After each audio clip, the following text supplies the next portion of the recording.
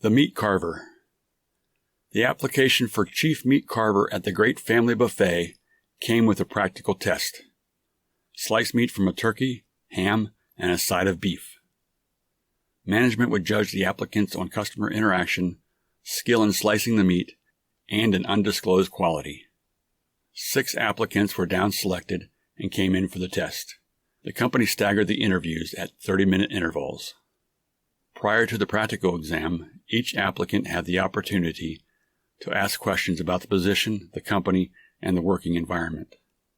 The 5th applicant, Ray Siemens, asked the typical employer-employee questions, plus a question about the tools he would be using, namely the knives to carve the meat, not only during the exam, but at work. "How often do you sharpen the knives?" Ray asked.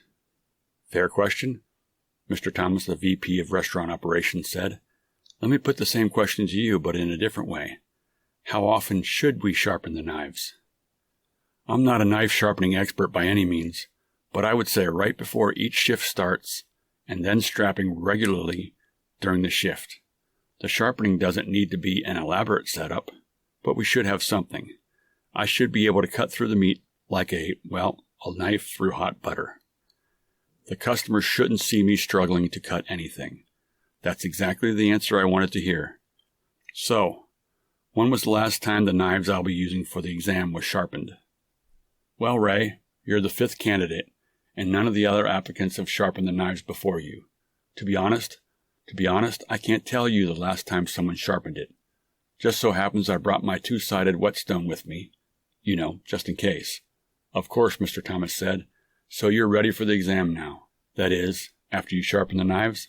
Ray took out the whetstone and a small vial of distilled water and dabbled it over both sides of the stone.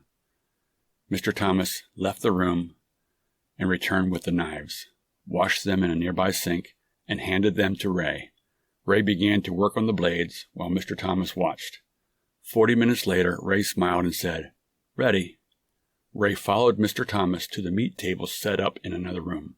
Ray pretended Mr. Thomas was the customer and asked him about his selection of meats. Of course, Mr. Thomas selected all 3 meats, and Ray proceeded to cut from each while engaging in small talk with his customer.